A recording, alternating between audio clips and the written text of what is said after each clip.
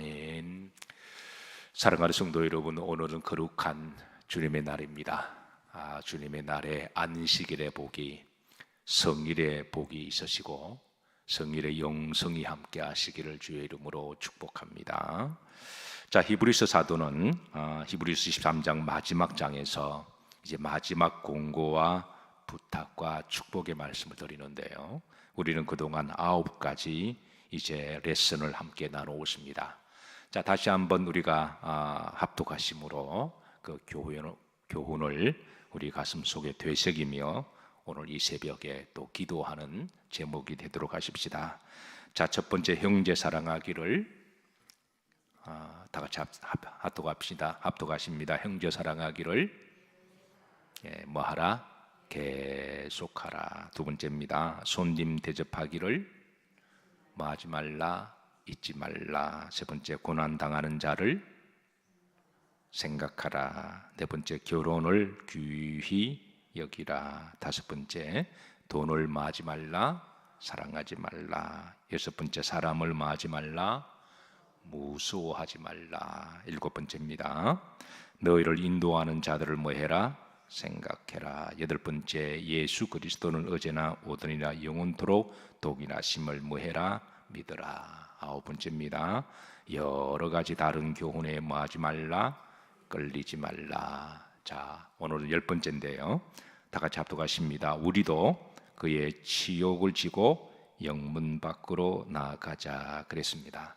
자, 13절 말씀인데요, 합독합니다. 그런즉 우리도 그의 치욕을 짊어지고 영문 밖으로 그에게 나아가자. 사실 본절 말씀은 다소 어려운 말씀이에요. 그래서 신앙생활을 처음 시작하는 분들은 이게 무슨 말인지 도통히 알 수 없는 그런 말씀입니다. 신앙생활을 어느 정도 하신 분들도 결코 쉬운 말씀은 아닙니다. 이 말씀은 구약적인 말씀과 구약적인 이 제사법, 종교적인 지식을 알지 못하면 결코 이해하거나 알 수 없는 말씀입니다. 자, 우선 여기에 영문 밖은 예루살렘 성전 밖을 이야기합니다. 광야에서는 성막 밖, 하나님의 성전 밖을 일컬어서 영문 밖이라고 그렇게 말씀합니다. 자, 10절부터 11절까지 우리가 봉독했던 이 말씀은 구약의 제사법들 중에 대속죄일을 제사법을 배경해서 주실 말씀인데요, 자, 대속죄일은 히브리인들의 종교력으로 7월 10일에 드리는 제사법입니다. 태양력으로 환산을 하면 한 10월 중순 정도 된다고 보시면 됩니다. 그래서 이제 히브리인들의 1년을 마치고 1년을 시작하는 그 기점이 바로 이제 10월 말 마치고 우리나라 태양력으로 11월 정도가 되니까, 그래서 한 해를 다 마치는, 우리로 말을 하면 송구영신 예배 정도의 시점으로 생각하시면 돼요. 그러니까 7월 11일 날을 대속죄를 드리고 끝나면 이제 나팔절이 있으니까 나팔절이 그 8월 정도가 되거든요.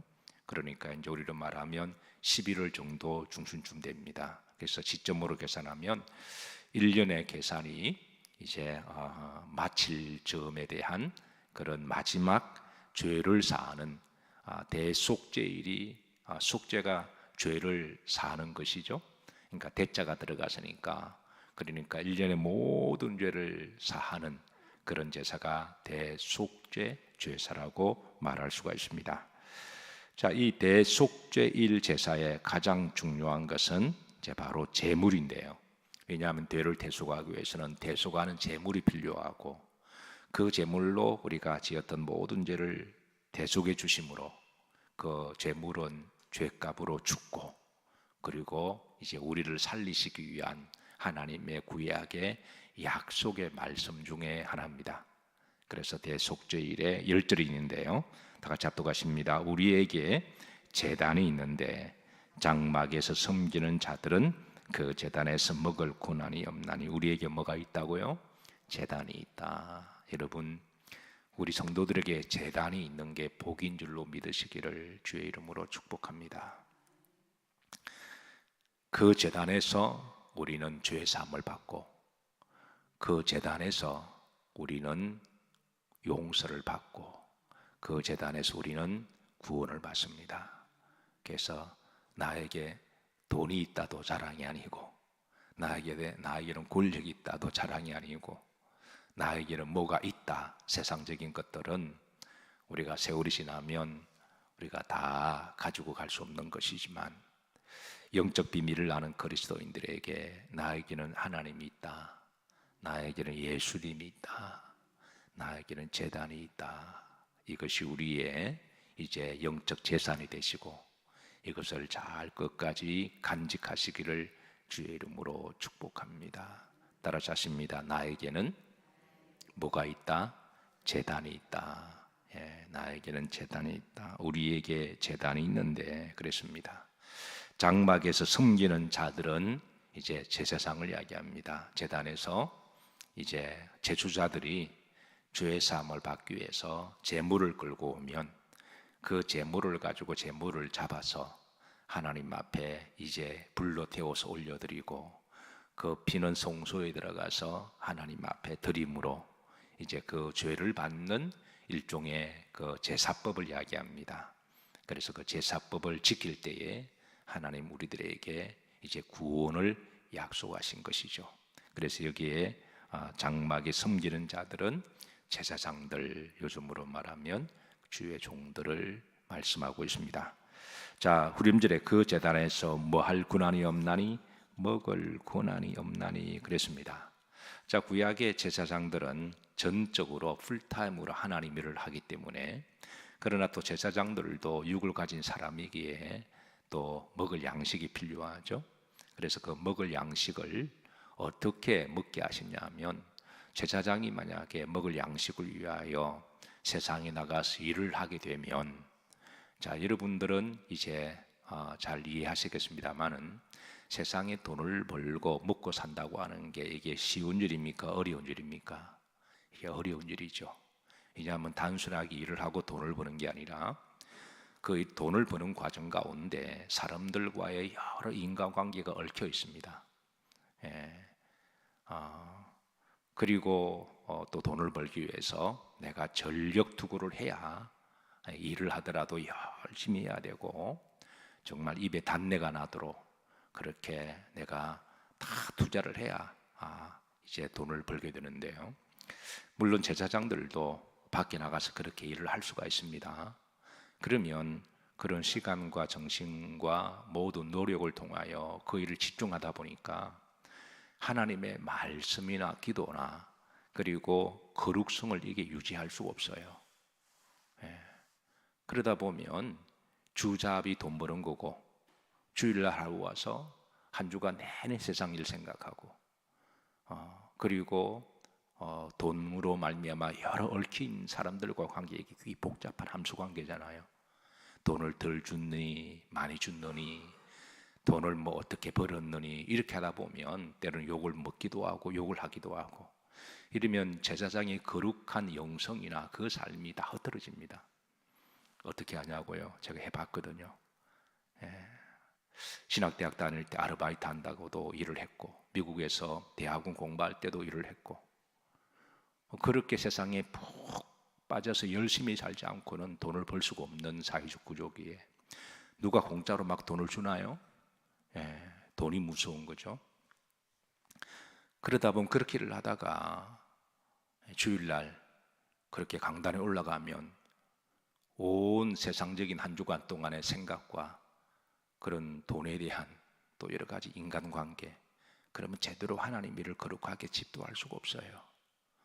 그래서 제사장들은, 하나님 일을 하는 레위인들은 한 주간 내내 거룩성을 유지하고 하나님의 성령을 충만하도록 그 영이 떠나지 않도록 그렇게 늘 기도하고 하나님 말씀을 충분히 연구하고 성도들 위해서 중보기도 하고, 그래서 이 일을 전적으로 하도록 하게 하시고, 전적으로 해도 부족합니다. 전적으로 해도 늘 부족함과 하나님 앞에 죄송함이 있습니다. 전적으로 해도 돌았으면 늘 아쉬운 마음밖에 없어요. 그래서 그렇게 이제 잘 준비가 되고, 그래서 하나님 앞에 성도들을 위해서 제사를 드려야 되기 때문에 그러려면 이제 먹고 사는 문제가 필요하죠. 그 먹고 사는 문제는 하나님이 해결하신 것 중에 하나가 성도들이 가지고 온 그 제물을 하나님께 드리고 난 다음에 그 제물 중에 남은 부위를 먹게 하셨습니다. 그게 바로 이제 화목 제사 같은 경우는 제물을 올려드리고 남은 제물 그런 부분을 이제 제사장이 가져가서 먹게 함으로 그렇게 살게 하신 것이죠. 사실은 구약에서 이 소고기를 먹고 양고기를 먹는 것은 일반 서민들이 잘 먹을 수는 없습니다. 어떤 명절 때만 먹을 수가 있지. 그런데 제사장들에게 이걸 먹게 하는 것은 그만큼 이제 먹는 문제나 그런 문제를 이제 잘 먹게 하고 이 문제를 해결해 주고 하나님 일을 열심히 하라고 하는 것이죠. 그래서 그러나 대속죄 제물은 아무도 먹지 못하게 하셨습니다. 제사장도 그거는 먹을 권한이 없다. 화목제사 제물은 먹을 수 있다. 그리고 성도들이 드리는 11조도 사실은 제사장들이 생활하도록 그렇게 분배를 해주신 거거든요. 그래서 어쨌든 하나님께서 제사장이 먹을 수 있는 것과 제사장이 가지고 생활할 수 있는 그런 물질적인 걸 하나님이 책임지시니까 너는 내 일만 열심히 해라. 그러면 내가 너를 책임지겠다. 이게 바로 구약의 하나님이 주의 제사에 주시는 그게 약속입니다. 그런데 대속죄일 제물은 아무도 먹을 수가 없다. 그거는 1년에 한 번 모든 이제 사람들과 이스라엘 나라를 위한 대속죄 제물을 올려드리기 때문에 이 제물은 어떻게 드리느냐? 이제 그게 이제 11절에 있습니다. 합독합니다. 이는 죄를 위한 짐승의 피는 대제사장이 가지고 어디에 들어가고 성소에 들어가고. 그러니까 제물을 잡으면 피를 뽑잖아요. 그 피를 가지고 이제 성소에 들어가서 성소에 이제 분향단 앞에 뿌림으로 말미암아 하나님 앞에 하나님 죄의 작은 사망이고 사망의 확정은 피에 있는 거죠. 그래서 피를 다 뽑아야 그 생명이 죽는 것으로 확정이 되기 때문에 그래서 이제 그 피를 가지고 성소에 들어가므로 이 제물은 완전히 죽었다라고 확정하는 것이죠. 그래서 레위기에 보면 생명은 그 피에 있다라고 말씀하는 것이죠.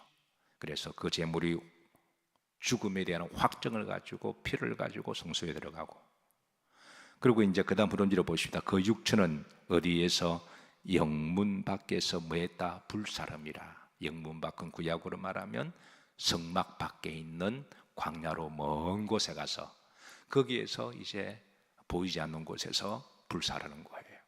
그래서 제사장이 대제사장이 이제 제물의 육체를 가지고 피는 다 뽑았으니까 제물의 육체를 가지고 이제 성막에서 떠나서 이렇게 광야로 쭉 가면 그 제물이 보이지 않을 때까지 제물은 가야 됩니다. 그래서 성막에서 지켜보는 이스라엘 백성들은 제물이 눈에 보이지 않도록 사라지는 저 너머의 광야 끝자락에 가서 제사장이 보고 스스로 보이지 않게 되면 이것도 보면 안 됩니다. 보이지 않는 곳까지 멀리 사라져서 성막에서 제사를 드리는 이스라엘 백성들이 제물이 사라지는 걸 보면 우리 눈에서 제가 완전히 사라졌다라고 하는 이게 신앙 고백적인 그런 의미가 있습니다. 그래서 대제사장도 제물을 가지고 가다가 뒤를 쳐다보고 저기에서 나를 보고 있으면 더 가야 돼요. 안 볼 때까지 가야 됩니다. 이런 모든 퍼포먼스들이 이게 이제 어떻게 보면 좀 우습게 보여도 여기에 대한 하나님의 신뢰가 있는 거죠. 너희는 이렇게 해라. 이런 것들 하나하나 지킴으로 너희들이 나의 약속을 귀히 여기고 내 약속을 믿는다고 하는 신앙 고백적 행위가 담겨져 있기 때문에 그런 거죠. 그래서 대제사장이 뒤로 돌아보고 이제 아사셀을 위한 염소 제물을 이제 보이지 않는 거에 쭉 이제 광야를 넘어서 가면 그게 때로는 가다 광야에 언덕을 넘을 수도 있는 거고 아니면 지평선 넘어 끝까지 가는 경우도 있고 어쨌든 보이지 않아야 됩니다. 보이지 않는 곳에서 이제 제물을 불사르고 불로 다 사르고 그리고 영문 밖에서 그분 이제 땅속에 묻고 그렇게 하면 대속죄일이 마치게 되는데요. 자, 이런 구약적 제사법을 가지고 12절입니다. 이제 이어집니다. 자, 이게 보면 뭐 함으로 그러므로 그래서 11절까지 이런 대제사법을 이제 히브리서 사도는 이미 알고 있는 유대인들을 향하여, 이 히브리서가 유대인들을 향한 복음서거든요. 그러니까 우리들은 잘 모르죠. 이방인이니까. 그게 제가 설명을 드린 겁니다. 그래서 이런 기본적인 설명을 말씀을 드렸고, 자 12절, 그러므로 예수님도 누구 피로서? 자기 피로서. 그러니까 구약의 대속죄일의 죽음을 당한 속죄 제물의 피가 예수 그리스도의 피라고 하는 것이죠. 온 인류를 사해 주시는 예수님의 피로서. 자, 그 다음 보십시다. 백성을 뭐하게 하시려고? 거룩하게 하시려고. 결국 우리가 지옥 가는 것은 죄 때문에 지옥 가는 거지, 돌이 없어서 지옥 가는 건 아닙니다. 하나님은 100% 거룩하신 분이시잖아요. 근데 우리가 이 거룩성을 해결하지 못하고 천국 가면 하나님의 나라가 더러워집니다. 그래서 하나님 나라는 더러운 사람이 갈 수가 없습니다. 어쨌든 100% 우리는 이 죄에서 용서를 받아야 천국 들어가는 것이죠. 그래서 다른 게 좀 부족해도 괜찮습니다. 천국 들어가는 거는 뭐 돈이 없어도 권력이 없어도 괜찮아요. 근데 죄는 없어야 됩니다. 이 말은 역으로 말을 하면 천국은 돈으로 가는 것도 아니고 권력으로, 힘자랑으로, 지식으로 가는 게 아닙니다. 천국은 오직 예수님의 보혈로 갑니다. 그래서 거룩하게 하시려고. 자, 성문밖입니다. 그러면 히브리서 사도가 이제 성문밖, 영문밖은 어디를 말하냐? 바로 갈보리입니다. 이 갈보리산. 예수님께서 예루살렘에서 이제 종교 재판을 받으셨죠. 그리고 그 육체가 십자가를 지고 이제 예루살렘 성문 밖으로 십자가를 지고 가시고, 예루살렘에서 갈보리산까지는 보이지 않습니다. 갈보리산은 예루살렘에서 보이는 곳이 있는 게 아니라 그게 이렇게 굽이굽이 올라가서 보면은 갈보리산은 보이지 않아요. 그래서 갈보리산에서 고난을 받고 십자가에 죽으신 것은 바로 이제 구약의 영문 밖에서 그의 육체가 불로 사르고 죽음을, 희생을 당한 바로 그 제물은 갈보리에서 우리의 죄를 위하여, 인류의 죄를 위하여 죽으신 예수 그리스도의 바로 제물이시다. 히브리서 사도가 바로 이 말씀을 구약을 풀어 전하고 있습니다. 자, 그리고 이제 한 발 더 나아가서 이제 이 3단 논법을 씁니다. 구약의 제사법, 그리고 이걸 완전하게 이루신 분은 예수 그리스도의 신약의 이제 십자가의 갈보리 사건, 그리고 3단 논법에 있어서는 이제 그 다음에 자, 그런적입니다. 이제 그런적 합독합니다. 우리도 그의 치욕을 짊어지고 영문 밖으로 그에게 나가자. 자, 이게 무슨 말인가요? 우리도 그의 치욕을, 그러니까 예수님이 지셨던 그 대속의 믿음, 그 십자가의 믿음. 사실 우리가 예수님을 믿으면서 우리가 예수님으로 말미암아 대속을 받은 사람들이에요. 그러면 우리도 살아가면서 우리에게 누군가가 잘못했을 때, 누군가가 나의 마음을 아프게 하고 실수했을 때, 우리가 예수님처럼은 아니지만 그 사람을 용서하고 대속하는 것도 성도의 믿음이라는 거예요. 우리는 대속을 받았는데 우리는 누구를 대속해 용서를 못한다? 우리는 주기도문을 계속 기도해야 됩니다. 우리도 우리의 죄를 용서해 준 것처럼 우리의 죄를 용서해 주옵소서. 아니, 자기는 용서받아 놓고 나는 절대 남을 용서하지 못한다. 이거는 윤리적으로, 도덕적으로 그런 인격이 잘못된 것이죠. 그러니까 우리도 용서를 받은 사람이라면 우리도 나에게 좀 잘못하는 사람들을 좀 넉넉하게 그렇게 대하고 그렇게 용서하고, 우리가 큰 대접을 받았다면 우리는 예수님의 이름으로 소줍이라도 하는 게 바로 성도의 살아갈 윤리고 도덕이고 양심인 줄로 믿으시기를 주의 이름으로 축복합니다.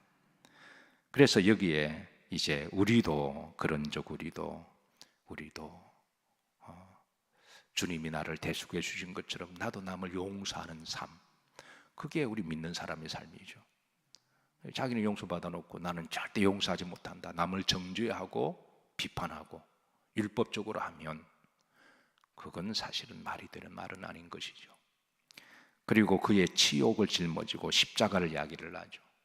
주님이 나를 위해 십자가 지셨다면 나도 작은 십자가라도 지고 따라가는 삶, 그게 바로 너희가 나의 제자가 되려면 자기를 부인하고 자기 십자가를 지라고. 주님은 인류를 위해서 큰 십자가를 지었고 우리는 그 정도까지는 못하니까 적어도 나의 십자가는 내가 지고 가자. 내가 해야 할 일들은 내가 하자. 우리 각자 지고 가야 할 십자가. 그 정도는 우리가 지고 가야 되지 않겠느냐라고 그렇게 말씀하시는 것이죠. 제가 늘 강조하지만 행복한 가정도요, 아버지가 져야 될 십자가만 잘 지면 됩니다. 또 아내는 아내가 져야 될 십자가만 잘 지면 돼요. 남편이 십자가를 지지 못하면 아내가 대신 져야 되고요, 아내가 지지 못하면 남편을 져야 되잖아요.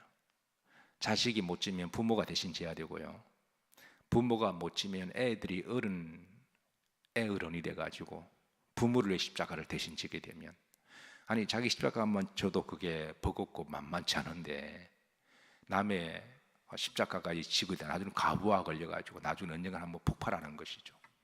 그래서 우리가 가족을 가장 사랑하는 방법 중에 하나가 내가 해야 될 일은 내가 하자. 내가 해야 될 일을 미루지 말고 우리가 그런 기본적인 마음만 가지고 있어도 하나님은 그 공동체를 행복하게 건강하게 하실 줄 저는 믿습니다. 어쨌든 우리가 십자가를 지고 어디 밖으로 나아가자? 영문 밖. 여러분, 우리 그리스도인들의 영문 밖은 어디죠? 교회 밖입니다. 우리 그리스도인들의 영문 밖은. 제가 주일 예배 마치고 축도할 항상 마지막으로 이제 내 삶의 현장으로 우리가 나갑니다. 그곳이 우리의 선교지라고 제가 늘 말씀드리잖아요. 선교지는 저 먼 나라에만 하는 게 아니라 내 교회 밖이 바로 내 삶의 현장이 영문 밖인 줄로 믿으시기를 바라고, 그곳이 우리의 선교지죠. 우리가 교회를 떠날 때에 그런 마음으로 나가야 되지 않을까요? 내 삶 현장에서 내가 누군가를 대속해주는 마음을 가지고, 누군가를 위하여 내가 십자가 지는 마음을 가지고, 그리고 교회 밖에서 그 내 가정이고, 가정이 선교의 장이고, 일터가 선교의 장이고, 내 동네가 선교의 장이고, 우리가 이런 예수님이 영문 밖으로 나가는 그런 마음으로 우리가 나가자. 이게 바로 우리 성도들이 이제 세상으로 파송되어 나가는 것이죠. 그렇게 해서 우리가 살아갈 때 우리의 사회는 이제 성도들의 보이지 않는 일상의 삶을 통하여 그게 복음의 통로가 되고 많은 사람들에게 선한 영향력을 미치게 되고 하나님의 나라가 누룩처럼 소리 없이 그렇게 확산되리라고 그렇게 믿습니다. 14절입니다. 다 같이 합독합니다. 우리가 여기에는 영구한 도성이 없으므로 장차 올 곳을 찾나니. 왜 히브리서 사도는 우리들에게 예수님처럼 영문 밖에 십자가를 지자라고 그렇게 권면을 하고 있을까요? 사실 우리 교회 밖, 영문 밖에서 누구나 이기적인 사람처럼 오직 자기만을 위해서 이악스럽고 그리고 말하고 싶은 것 다 말하고 기분 나쁜 것 다 뱉어내고 싸우고 싶은 것 다 싸우고, 그래 정말 셀피시하게 세상 사람들처럼 그렇게 살아갈 수도 있습니다. 그리고 실제로 그렇게 살아가는 교인들이 없는 것은 아니에요. 그래 세상 사람들이 굉장히 이기적이죠. 이악스럽습니다. 그런데 교인들이 이악스러우면 더 욕을 해요. 그래서 교회 밖에서 세상 사람들과 다를 바 없는 이기적이고 이악스러운 일부 그리스도들을 보고 오히려 더 욕을 하는 거죠. 그러나 신실한 그리스도인들은 그렇게 살지 않기로 한 것은 힘들고 어렵지만 바로 그것이 바로 14절에 우리의 영원한 도성은 세상이 없고 어디에 있다? 하늘에 있다. 우리들에게 하늘의 소망, 예수님이 십자가의 갈보리에 죽으시고 부활하셔서, 그리고 우리 믿는 사람들은 부활의 소망을 가지고 장차 올 것을 만하니 찾나니. 장차 올 것은 바로 우리가 영원히 살아야 할 천국을 말씀하고 있는 것이죠. 그래서 우리 그리스도인들은 천국을 소망하는 그런 살아가는 삶이기 때문에 이 땅에서 우리가 예수님처럼 육체가 있을 때에 우리가 섬기고 그리고 십자가를 짊어지는 삶, 쉽지 않은 삶이지만 또 그렇게 살려고 마음먹으면 하나님이 때마다 힘을 주시고 성령의 능력을 더입혀 주셔서 그렇게 또 살아갈 수 있도록 놀라운 역사를 행하시는 하나님이십니다. 살아가려고 마음먹으면 살아가지는 거죠. 내 힘으로 아니지만 하나님이 힘 주셔서 때를 따라 도우시고 하나님이 길을 여심으로, 그래서 놀라운 하나님의 기적이 일어나기도 합니다. 그래서 이렇게 살아가는 이유는 우리들에게는 영원한 주님의 부활의 소망, 천국의 영생의 삶이 있으니 우리 그리스도인들이 그런즉 우리도 주님이 십자가에 지시고 영문 밖으로 나가신 것처럼 우리도 교회를 떠날 때 우리가 그런 마음으로 나가자. 그래서 가정을 갈 때도, 교회에서 가정할 때도 가정은 내 선교지다, 우리가 이런 마음으로 가정에 가시기를, 특별히 가정 가운데 믿지 않는 사람들이 있으면 그런 마음으로 가셔야 돼요. 가족이라고 할지라도 영이 다르면 다른 거예요. 절대 가족이라고 하는 울타리 안에서 우리가 방심하면 안 됩니다. 가족도 영이 다르면 다른 거예요. 그래서 그 가족을 갈 때도 뭐 집안 식구 다 믿어도 우리가 가족 갈 때도 내가 선교회장으로 간다, 이런 마음으로. 그리고 특히 일터는 말할 것도 없죠. 그래서 오늘 본문 말씀에 이제 히브리서 사도가 주는 이 영적 권면이 우리 삶 가운데 늘 함께 하심으로 부활의 소망을 가지고 영문 밖에서 믿음으로 승리하시기를 주의 이름으로 축복합니다.